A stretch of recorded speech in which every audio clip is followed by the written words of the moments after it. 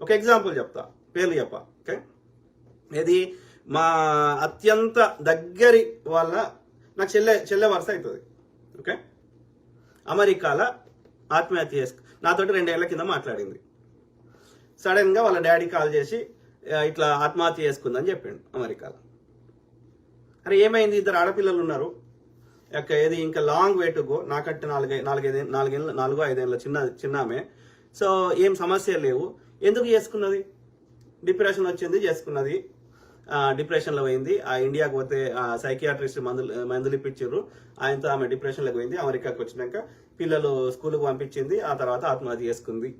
ఇది నమ్మడానికి మంచిగా అనిపిస్తుంది. ఓకే, సో నేనేం చేసిన, అక్కడ వేరే సిటీకి పోయి ఆమె చనిపోయిన దగ్గరికి పోయి అక్కడ మొత్తం ఆ క్రిమేషన్ దగ్గర ఉండి, తర్వాత అక్కడ నియర్ బై పోలీస్ స్టేషన్లో కేసు అవుతుంది కదా, ఆ పోలీస్ స్టేషన్ పోయి కనుక్కున్నా. వాళ్ళు కూడా మేము ఇంకా ఇన్వెస్టిగేషన్ చేస్తున్నాం, ఏది ఇంకా మాకు ఇన్ఫర్మేషన్ రాలే, వచ్చినప్పుడు చెప్తాం అన్నారు. ఓకే, అయిపోయింది. సో అంటే దొంగ దొరకకుండా చేస్తారు. అయితే నేను మరి ఇప్పుడు ఒకటి ఏంటంటే, నిజంగా కత్తి తీసుకొని పొడిచి చంపితే అది హత్య అవుతుంది, అందరికి తెలిసిపోతుంది.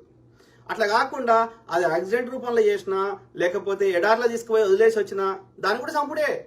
నీ అంతా నువ్వు ఆత్మహత్య చేసుకున్నట్టు పరిస్థితులు క్రియేట్ చేసినా, అది కూడా చంపుడే.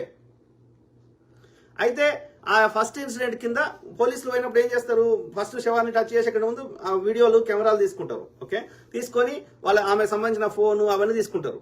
ఓకే, తీసుకున్న తర్వాత సో ఒక 3 months తర్వాత వాళ్ళు ఏది నో ఫౌల్ ప్లే అంటే అందులో ఎలాంటి ఇట్లా జరగలేదు, ఆమంతటా ఆమె సూసైడ్ చేసుకుందని పోలీసు రిపోర్ట్ ఇచ్చింది అని పోలీసు నేను క్వశ్చన్ అడిగితే ఆన్సర్ చెప్పిండు. అయితే నేనేం అడిగినా, పోలీస్ ఆయనకి మరి నాకు ఫోన్ కాల్ డేటా కావాలి, అట్లనే నాకు ఈ యొక్క ఏమంటారు ఆమె చనిపోయినప్పుడు ఎట్లా ఊరేసుకుంది అవన్నీ ఫోటోలు కావాలని అడిగిన, వీడియో కానీ ఫోటోలు కానీ. ఇస్తాము, కాకపోతే నీకు ఇయ్యము, వాళ్ళ భర్తకి ఇస్తాము, లేదంటే వాళ్ళ తల్లిదండ్రులకి ఇస్తాము అన్నాడు. అంటే నేనన్నా సరే అని చెప్పి వాళ్ళ తల్లిదండ్రులకి నేను అడిగిన, ఏది ఆ యొక్క మరి ఏది మనం పోలీస్ అప్లికేషన్ పెట్టుకుందాము, ఆ ఫోన్ డేటా అట్లనే యొక్క వీడియో ఎట్లా చచ్చిపోయింది ఎట్లా ఊరేసుకుంది అదంతా మనకి ఫోటోలు వస్తాయి అని నేను అడిగితే వాళ్ళ డాడీ ఏమంటాడు, వాళ్ళ మమ్మీ డాడీ ఇద్దరు, ఆ చెల్లె వాళ్ళ మమ్మీ డాడీ ఏమంటారు, వద్దు వద్దు వద్దు అట్లా అడగొద్దు అంట. అరే నీ బిడ్డ నీ కూతురు కదా చచ్చిపోయింది,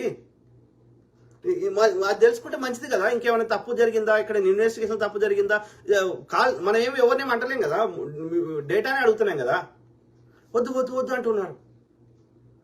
తర్వాత వాళ్ళతో మాట్లాడినాక అన్ని వేరే చాలా రోజులు మాట్లాడిన తర్వాత నాకు అర్థమైంది ఏంది, అలా ఈ చెల్లె ఏంటంటే వాళ్ళ అత్తమామకి కానీ వాళ్ళ తల్లిదండ్రులకు కానీ ఎదురు క్వశ్చన్ వేసేది, ఏది తప్పు అనేది రైట్ అనేది.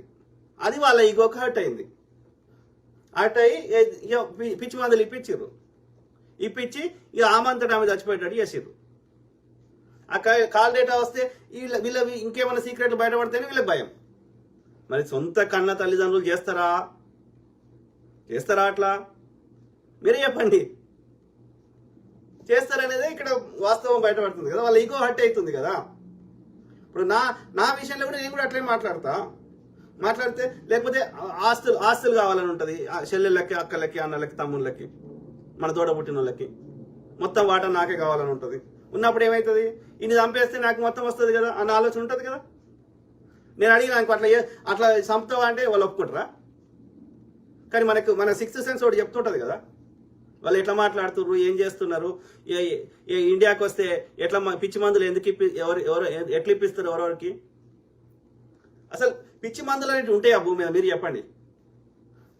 ఈ బ్రెయిన్ అనేది 2 బిలియన్ న్యూరాన్స్ ఉంటాయి. ఆ న్యూరాన్స్ నెట్వర్క్ ఏర్పడతాయి, ఒక దారి లెక్క కరెంటు తీగల లెక్క కనెక్షన్స్ ఉంటాయి. అంటే ఒక దారి ఏర్పడుతుంది. ఆ దారి ఏర్పడేదాన్ని ఎట్లా ఏర్పడుతుంది, ఆ దారి చిన్నప్పుడు పుట్టినప్పుడు ఒక ప్లేన్ పేపర్ లాగా ఉంటుంది, తెల్ల కాగితం లాగా. ఆ తెల్ల కాగితం మీద రోడ్ వేసినట్టు. ఓకే, సో ఆ రోడ్ ఎట్లా వేస్తావు, నీ ఆలోచనల ద్వారా వేస్తావు. ఆ రోడ్డు తీసేసి కొత్త రోడ్ వేయాలంటే కొత్త ఆలోచన చెప్పాలంటే ముచ్చట చెప్పాలి. కానీ మనం ఏం చేస్తాం, మందులు ఇస్తే ఏం చేస్తుంది, అయితే పండ పెడుతుంది, లేకపోతే మోస్ట్ ఆఫ్ ద ఈ సైకియాట్రిక్ మెడిసిన్ పండ పెడుతుంది, బ్రెయిన్ యాక్టివిటీని తగ్గిస్తుంది, గంతే. ఓకే, అర్థమైందా? సో మందు ఎట్లా పనిచేస్తుంది, డ్రగ్ ఉన్నది. ఇప్పుడు మైండ్ ఆల్టరింగ్ డ్రగ్స్ కానీ, ఆల్కహాల్ కానీ, కెఫీన్ కానీ, ఇవన్నీ ఏది బ్రెయిన్ యాక్టివిటీని పెంచడం వేస్తుంది, తగ్గిస్తుంది. Most of the psychiatric medicine brain యాక్టివిటీని తగ్గిస్తుంది అంతవరకే. అంటే పండ పెడుతుంది, బేసికల్గా పండ పెడుతుంది. మందు అయినా ఆల్కహాల్ అయినా పండ పెడుతుంది, గంతే. అంతకు మించి నీ కొత్త పాత వేయాలంటే కొత్త ముచ్చట చెప్పాలి. అందుకే చిన్నపిల్లల ముందు ఏ ముచ్చట పెడితే ఆ ముచ్చట చెప్పొద్దు అంటారు. ఎందుకని? వాళ్ళ బ్రెయిన్ చెడిపోతుంది. ఒక దారి తీసి కొత్త దారి వేయడం అంత ఈజీ కాదు. అందుకే most of the brain surgeries పనిచేయవు. అర్థమైందా? సో కాబట్టి ఎవ్రీథింగ్ ఇక్కడ ఓవరాల్ సారాంశం ఏం చెప్తున్నా, నేరం జరగడానికి సన్నిహితులే చేస్తారు. సన్నిహితుల సహకారం లేకుండా అంత ఈజీగా నేరాలు జరగవు. ఎందుకంటే సన్నిహితులకే తెలుస్తుంది నువ్వు ఎవరితో నీ బలాలు బలహీనతలన్నీ, నువ్వు ఏడికి పోతున్నావు, ఏడికి వస్తున్నావు, ఏం చేస్తున్నావు, ఎవ్రీథింగ్ తెలుస్తుంది సన్నిహితులకే. ఏ నేరస్తుడైనా అక్కడెక్కడి నుంచో వచ్చి చేయడం సాధ్యం కాదు. అది కరుణాకర్ సుగునైనా చిన్నజీరైనా. ప్రవీణ్ పగడాల బ్రదర్ చుట్టుపక్కల ఉన్న వాళ్ళ సహాయ సహకారాలు లేకుండా ఇది జరగలేదు. వాళ్ళ మెయిన్ వాళ్ళే. ఎవరు కరుణాకర్ సుగున, వీళ్ళు కిందికి స్థాయిలు, వాళ్ళ పైన ఉన్న వాళ్ళు మాస్టర్ మైండ్లు. ఎస్, భూపతి రాజు, ఇది చిన్నజీయరు, రాధా మనోహరు, అమిత్ షా ఏంది? అమిత్ షా ఇన్వాల్వ్ కాలే, ఆయన కేవలం రక్షిస్తాడు అంతే. కోర్టులని సిస్టంలని వీళ్ళకి శిక్షలు పడకుండా కాపాడుతాడు అంతే. ద బ్రెయిన్ మెయిన్ ఎవడు? వీళ్ళు కింది స్థాయిలో రిక్వెస్ట్ చేసుకుంటారు చిన్నజీఆర్కి. చిన్నజీఆర్ డిసైడ్ చేస్తే పని అవుతుంది, చిన్నజీఆర్ వద్దంటే కాదు. సో అంటే ఇక్కడ డెసిషన్ మేకింగ్ మాత్రం చిన్నజీఆరే, ఇది సంపాలన వద్దా అనేది. ఓకే, ఇక మిగతా వాళ్ళంతా సహాయ సహకారాలు. ఈ కింది వాళ్ళ కింద ఉన్న చెత్త గ్యాంగ్ కానీ, ఆ పైన ఉన్న ఆయన రక్షించడం కానీ. ఓకే, సో వీళ్ళందరూ కలిసినా కాదు, అది సాధ్యం కాదు. ప్రవీణ్ బ్రదర్ చుట్టూ ఉన్న సహాయ సహకారం లేకపోతే వీళ్ళందరూ అనుకున్నా సాధ్యం కాదు.